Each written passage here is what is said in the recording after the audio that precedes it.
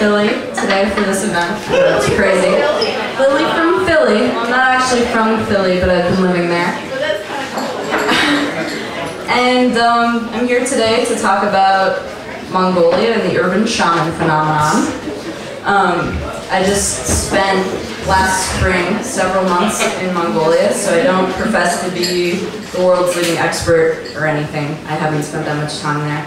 And I just graduated from college, so this was all undergraduate work that I was doing too. So, but I'd like to preface this by saying that I've spent a lot of time putting together all of the info that I've garnered sort of into context so that it's not only more easily digestible, but also because I think it's the context that makes my work pretty interesting.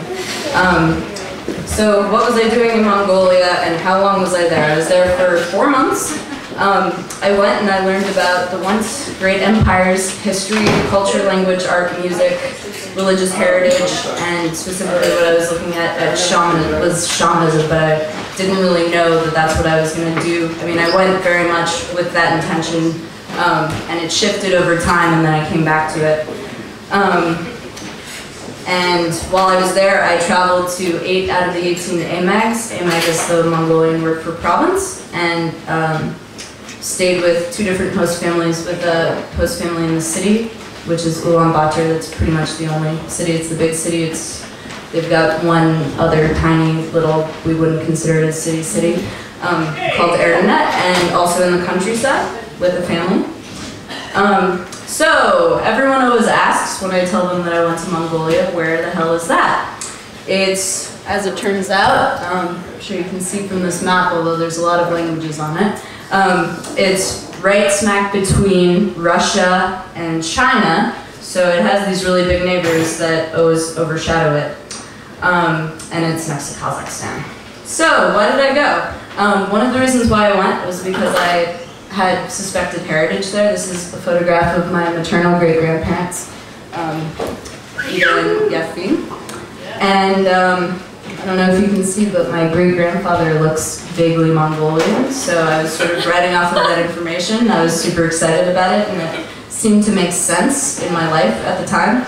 So I pursued it. That was one reason why I went. Another reason that I went was because I was interested in the potential success of intercultural exchange. I was also really interested in experiencing a post-Soviet landscape, looking at the transition from socialism to democratization, and the way that Mongolians read that is definitely free market economy, capitalist system, as well as having an intense interest in the nomadic lifestyle, particularly how it's practiced there and has been for I don't even know how many generations, for thousands and thousands of years, virtually unchanged, except for when socialism hit, and now since democratization for the past 10 years.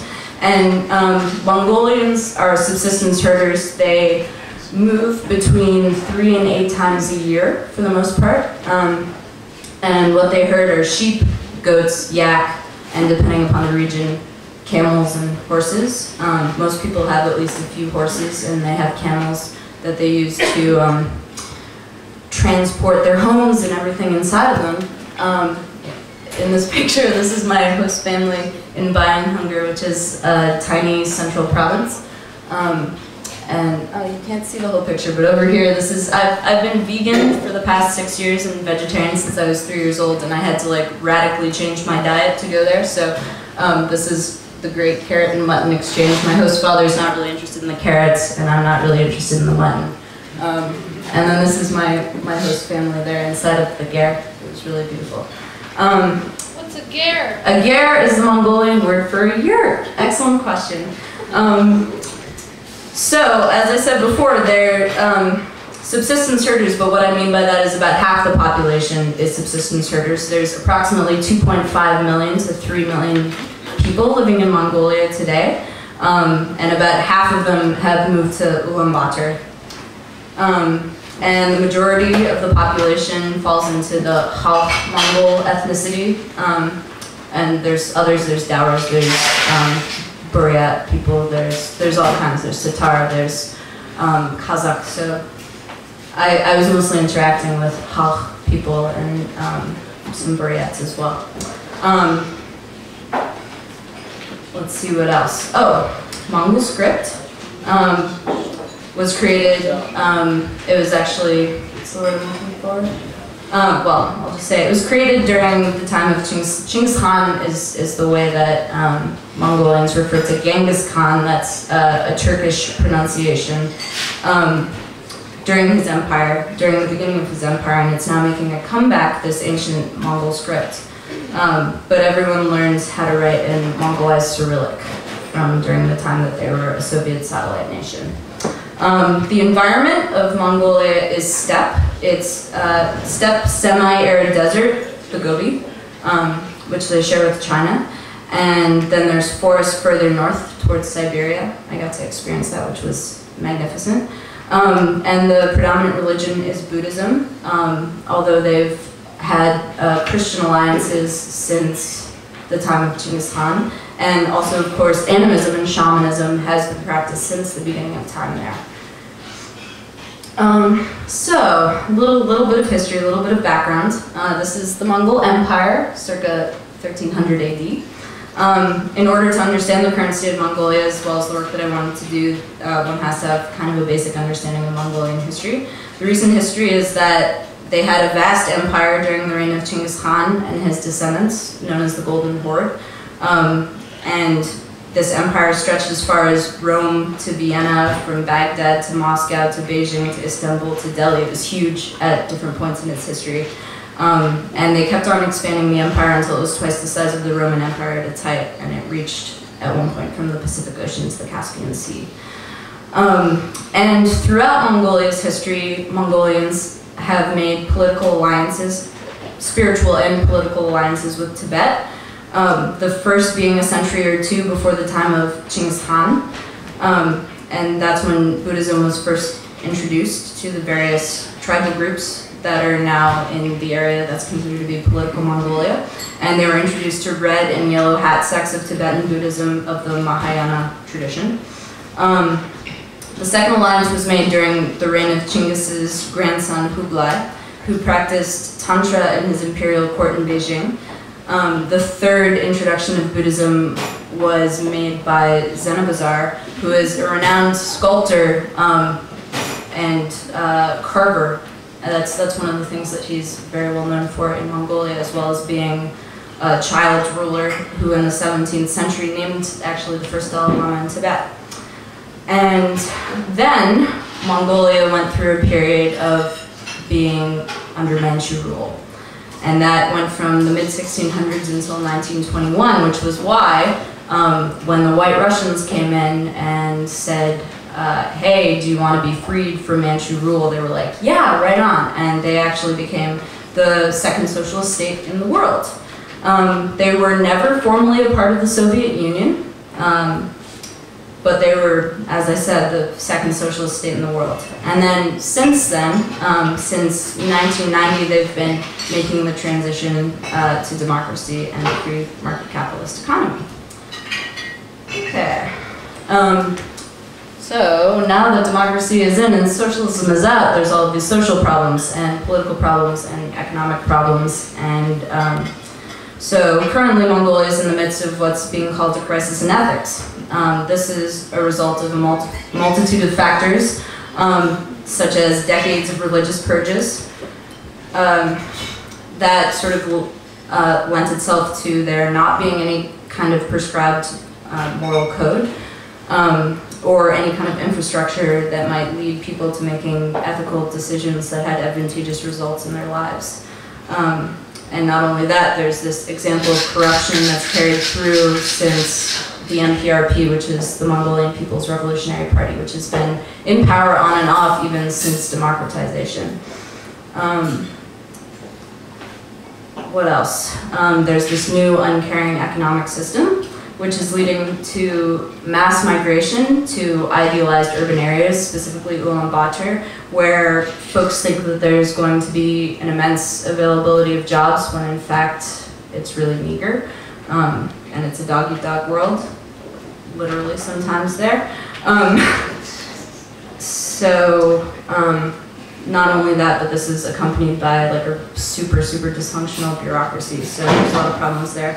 And this combination of factors obviously leads to poverty. 35% of the population is below the poverty line.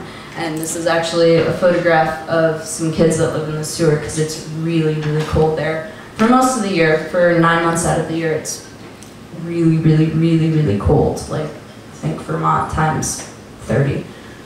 So this is how they're surviving.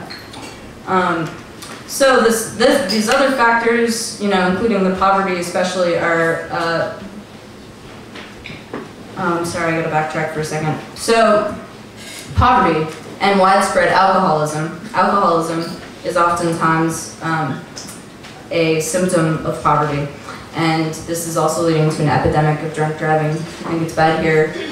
It's way worse there.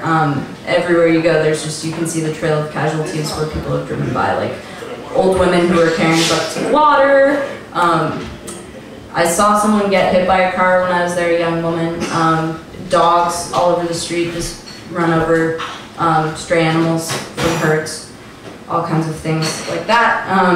And as I was talking a little bit before about the migration, well, oftentimes what's happening is the head of the household, a man, is leaving his countryside home and abandoning his family because he goes to try and find work and doesn't find work. He just finds liquor. Oftentimes, this is the case, and it's a huge generalization, obviously.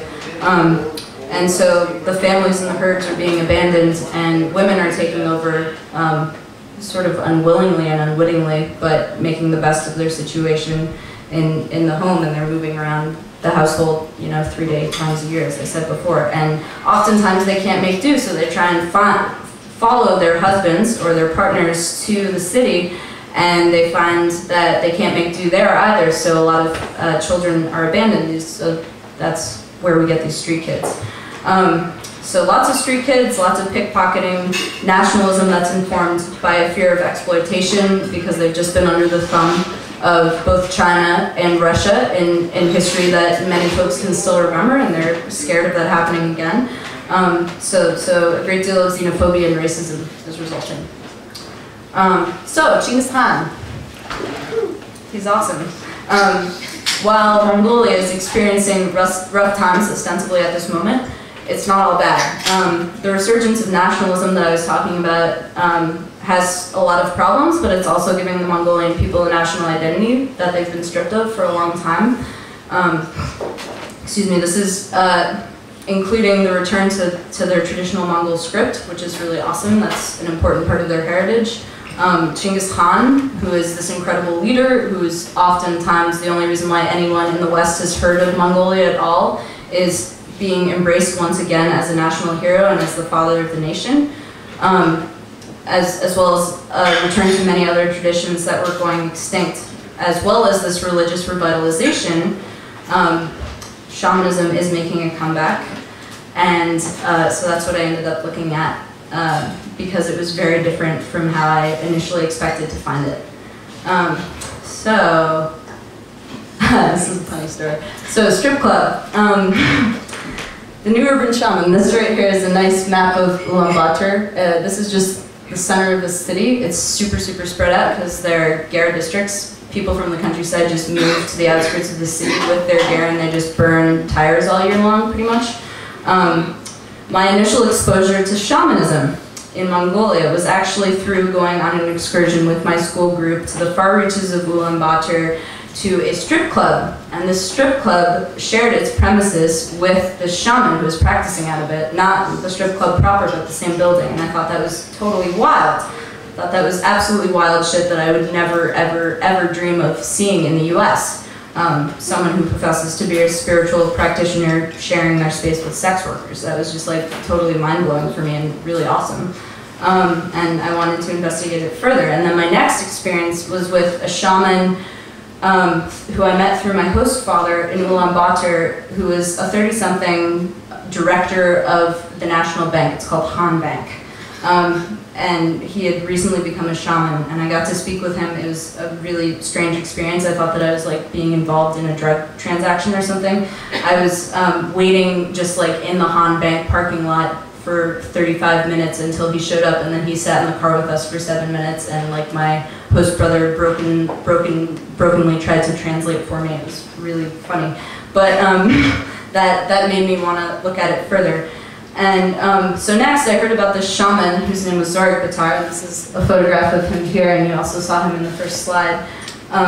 And he practiced directly his two gers. He had two really big gers, word for year, I don't know if anyone missed that, in front of Gandan Monastery, which is the biggest monastery in Mongolia. It's right in the center of Mongolia. Ulaanbaatar is actually in the center of the country, in the center of the central province.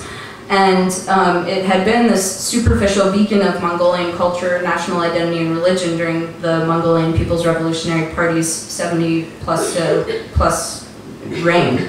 And it was to sort of keep people from rioting, that there was still this one little beacon of cultural heritage at all.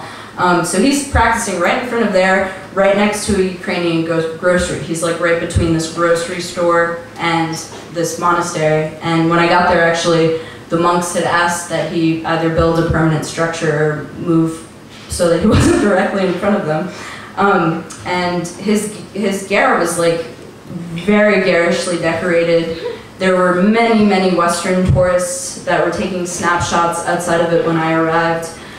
It was pretty much like he was advertising, hey, I'm a shaman, come look, come visit me. And there was also this huge line of poor herders that were waiting outside to be granted an audience with him, and probably were hoping that they would be told that he would be able to relieve some of their problems. So at this point, my interest was piqued by what seemed to be this rough transition in Mongolia from isolationism, socialism, repression to globalization and decidedly corrupt, but nonetheless democratization, a free market economy, and an explosion of new shamanic practitioners that was creating some kooky, multicultural, hybridized capitalist schemes. Everyone that I met in Ulaanbaatar seemed to have a friend or a relative or two or three who identified as a shaman, and they also all had some kind of advice about how to deal with shamans, particularly the ones in the city, like people to avoid. There were a couple of people that I spoke with before visiting Zorg Batar, actually, who said, don't visit him, he's a showman, not a shaman. Which, you know, I read to be, he's not actually authentic, or he's exploiting herders or tourists for a profit. Yeah, so this is my traveling partner, Leah, who's blonde, and this is Zofla, who is my translator, when we decided to, whoops, did I skip something here? I may have, I'm sorry, backtrack for a second. Oh, okay, yes, I totally did. No, I didn't. Sorry about that. So I thought in order to have a good idea of what was going on with all these shamans in Mongolia, and particularly the ones in the city, they were really interesting me, that I would go to the countryside to see what shamans were doing out there and what the perception of them was there amongst the local herders for comparative purposes. So I consulted Mongolian anthropologists that I had access to through this amazing program that I went to that also had many problems, but it was really awesome in a lot of ways. And we formulated a question set of, you know, the sorts of things that I should talk to people about when I interviewed them, and some guidelines regarding my conduct and also my traveling partner Leah's conduct and Zofla's conduct, but she had a little more experience in was Mongolian, as to how we should behave in the presence of shamans. And then I also consulted some academic texts on the subject, and then we pretty much just made a travel plan and set out to the northeastern provinces of Henty and Dorne. And our mission was to just interview as many shamans as possible and to observe as much ritual as possible. So here's Tsetseg. She's 26 years old, and I interviewed her in Henty, and this is her family. So she was the first shaman that I interviewed in the countryside. I had actually interviewed Zorg Batar earlier in the city. Tsetseg is the Mongolian word for flower, and many women have that name. and she preferred at the time of the interview to remain anonymous while she was in her community. She didn't want me to put her name out there if I were to publish my work in Mongolian, and there was any like shred of possibility that it would make it there. But she didn't object to me using her name abroad, so there it is. She told us as soon as we got there, pretty much very early on in the interview, that she was a part of what she called an ethical shaman society. That is,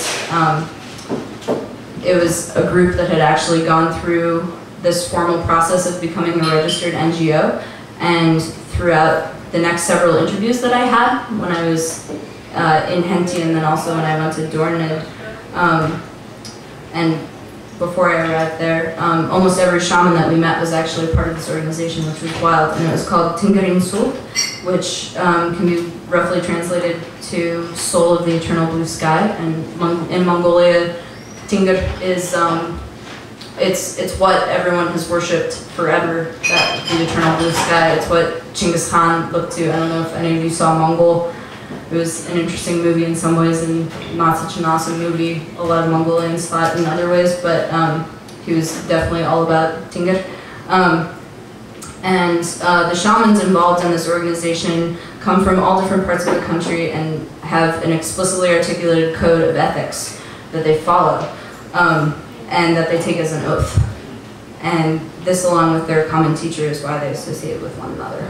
So I thought that was really interesting, having come from this environment where everyone was saying, you know, like, this person's maybe not so good, or maybe not really a shaman, or is really out to, you know, hurt people, or whatever, or just is very performative, but it's not a real ritual. So that was something that I sort of latched onto and looked for every time that I spoke with people.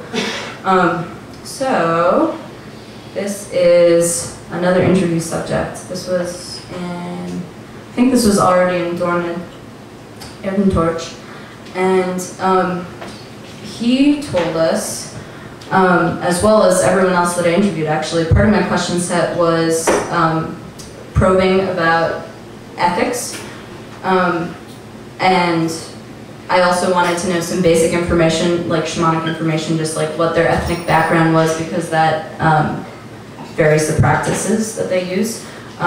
And most of the people that I talked to were Halch or Buryat. What their color identification was, that's how shamans there identify, as either yellow shamans, which is a blend of Buddhism along with shamanism, white shamans, which are traditionally healers, although oftentimes folks can do both, and black shamans are generally considered more powerful and can cast curses. And oh, I didn't say, white shamans are usually associated with having an ongut, which is the Mongolian word for an ancestral spirit that they are consorting with, and that's how they're gaining their power and using their power. And that black shamans oftentimes are garnering their power from the spirits of land and water, as they say.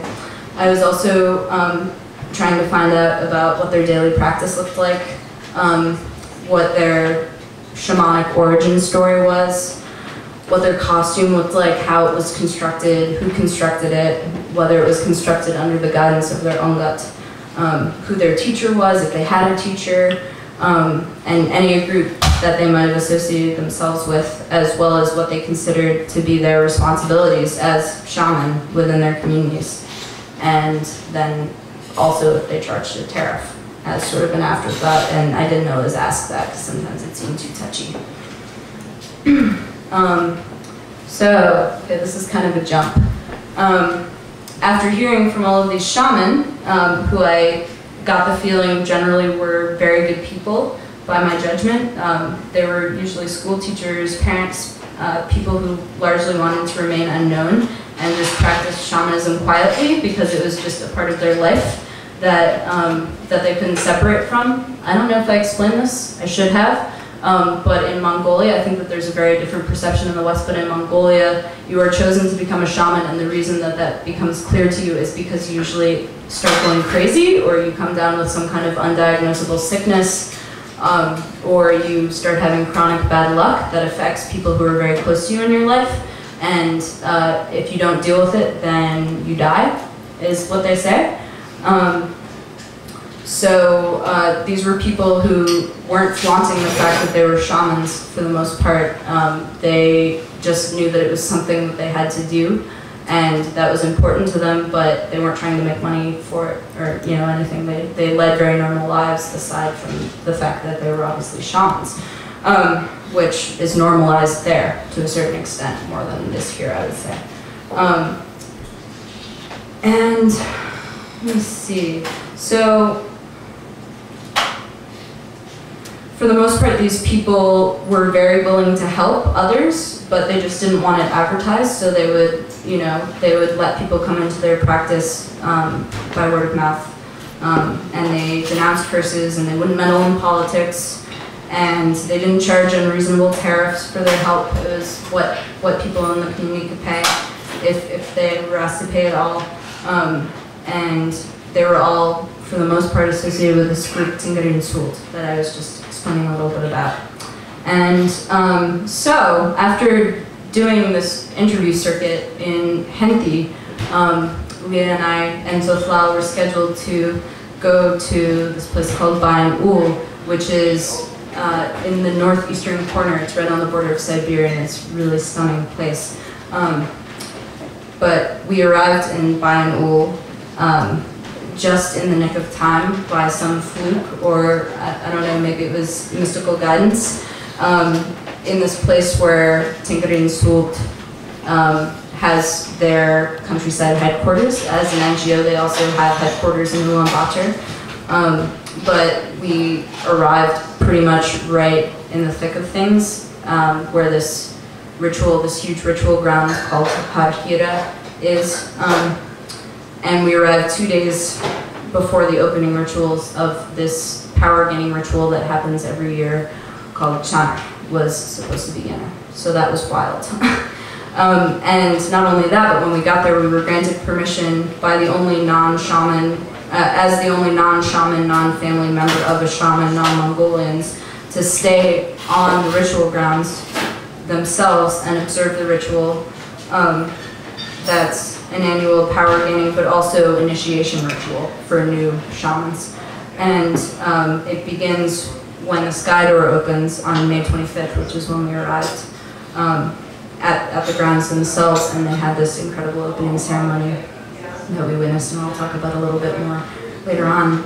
And it ends on September 13th when the sky door closes, and what that means is that this is the time of year when the Onguts, the ancestral spirits, have more ready access to our worlds, because in Mongolian cosmology there's 3 worlds. There's the upper worlds, the middle world, which we inhabit, and the lower worlds, and they're all different spiritual realms. They're not like heaven and hell like in Abrahamic tradition. They're just different realms.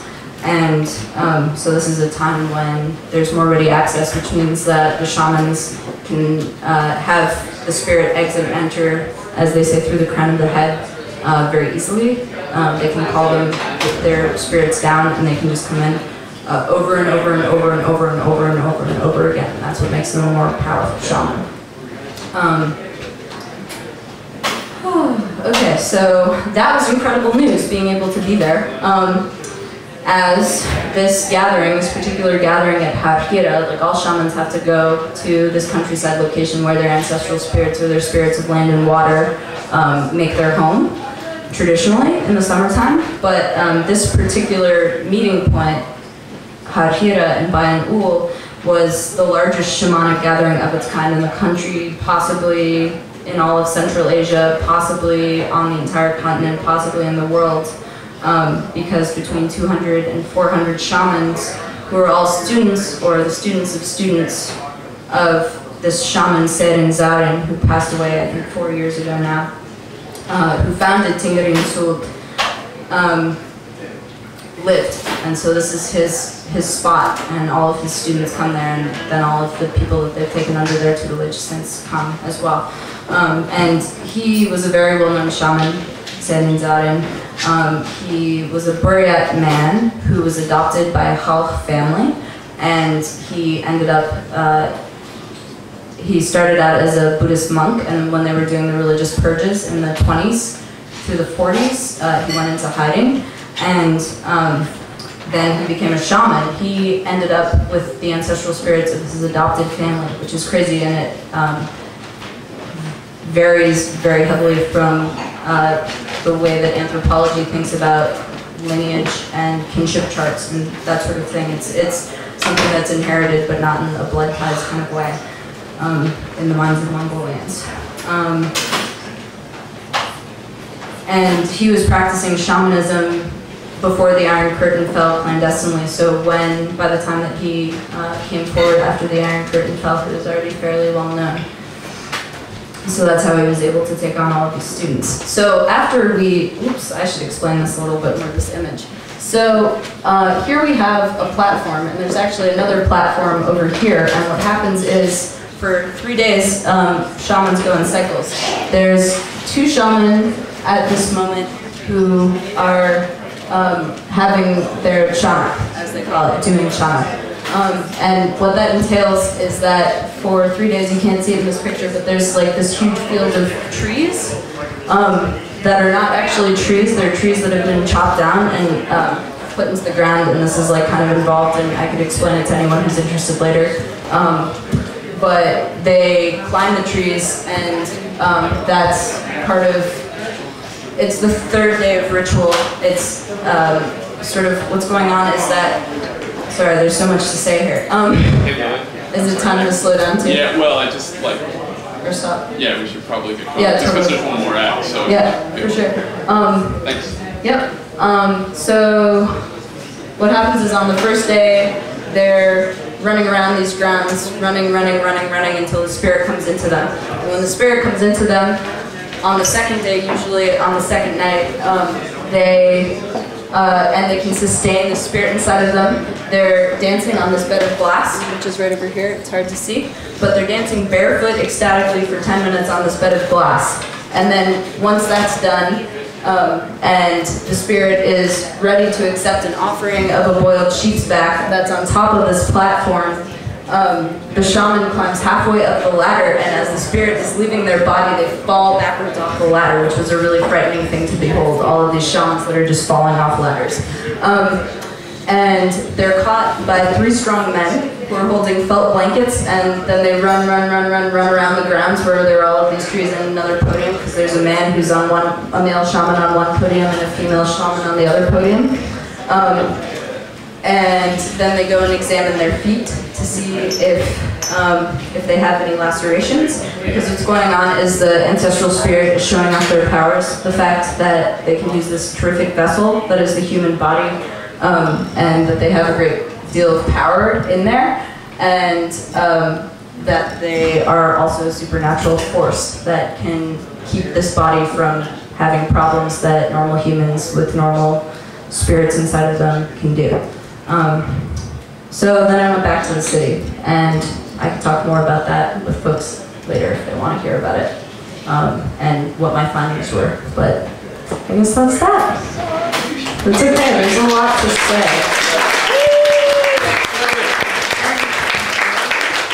Just because of the nature of the place.